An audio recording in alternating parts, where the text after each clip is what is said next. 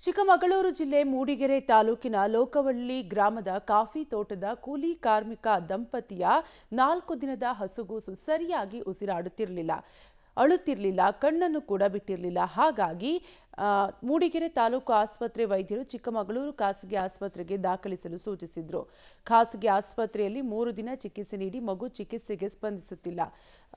Oxygen ತೆಗೆದ್ರೆ ಸಾವನ್ನಪ್ಪುತ್ತೆ ಎಂದು ವಾಪಸ್ ಕಳುಹಿಸಿದ್ರು. ವೆಂಟಿಲೇಟರ್ ತೆಗೆದ ಕೂಡಲೇ ಪೋಷಕರು ಕೂಡ ಮಗು ಸತ್ತಿದೆ ಎಂದು ಭಾವಿಸಿ ಸ್ಮಶಾನಕ್ಕೆ ಕೊಂಡೊಯ್ಯಲು ಆಂಬ್ಯುಲೆನ್ಸ್ ಹತ್ತಿದ್ದಾರೆ.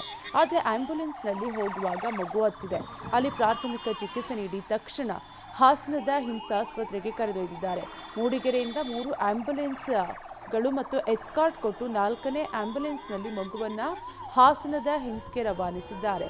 ಹಾಸನದಲ್ಲಿ ಮಗುವಿಗೆ ಐಸಿಯುನಲ್ಲಿ ಚಿಕಿತ್ಸೆ ನೀಡುತ್ತಿದ್ದಾರೆ. ಮಗು ತಾತ್ಕಾಲಿಕವಾಗಿ ಉಸಿರಾಡುತ್ತಿದ್ದು ಸಾವಿನ ದವಡೆಯಿಂದ ಪಾರಾಗಿದೆ. ಅಪ್ಪ ಅಮ್ಮನೇ ಮಗು ಸತ್ತಿದೆ ಎಂದು ಭಾವಿಸಿದ್ದ ಮಗುವಿಗೆ ಪುನರ್ಜನ್ಮ ಸಿಕ್ಕಿದ್ದು ಚೇತರಿಸಿಕೊಳ್ಳುತ್ತಿದೆ.